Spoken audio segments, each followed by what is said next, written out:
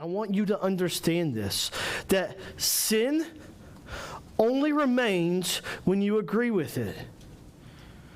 You cannot overcome something you agree with. That's right. So the first place to start is you know something's sin, but I like it. There's pleasure for sin in a season. Yep. And if there is something that you know is sin, or you struggle with that leads you to sin, I really want you to pray this prayer. In your heart, I want you to go, God, I want to hate what you hate. And I want to love what you love. Help me to hate these things that right now, God, I like them. God, I like these things. These things help me get through some of the things I struggle with. You see, what I've learned in life? We were driving back from my parents yesterday, and they always call it the back way. And it goes on the back way. There's a side road that goes by the recovery, the addiction, the old Star Commonwealth. That's now a addiction recovery facility. And as we were coming on this back side, there was a group there's a pond on the back side of that recovery center, and a road is in between the recovery center and a pond. And there was a house, picnic tables out there, and people were walking across the road as we were coming, and they didn't see us, so we stopped, and the kids were like, well, what? Why are people there? And so we talked about addiction, and my kids go, what's addiction?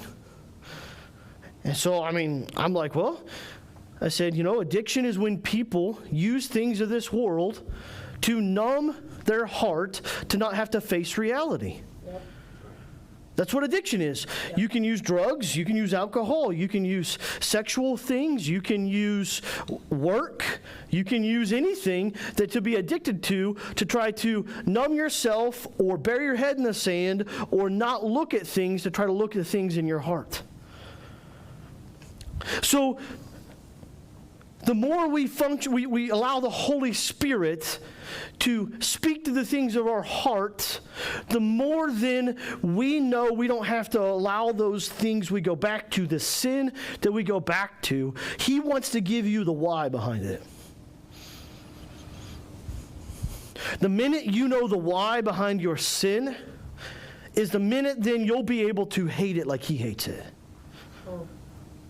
If you don't know the why behind your own sin, why you run to certain things instead of the Lord, then you're always going to go back to those things or justify those things in your life to be able to do it.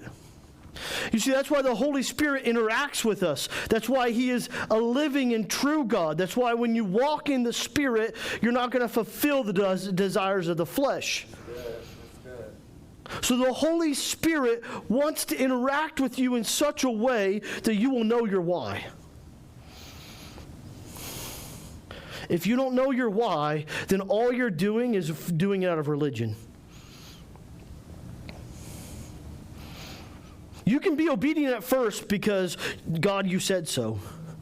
Eventually, you've got to know why you keep going back to something. If you don't get to the core of why you keep going back to something, then you're always going to go back to it.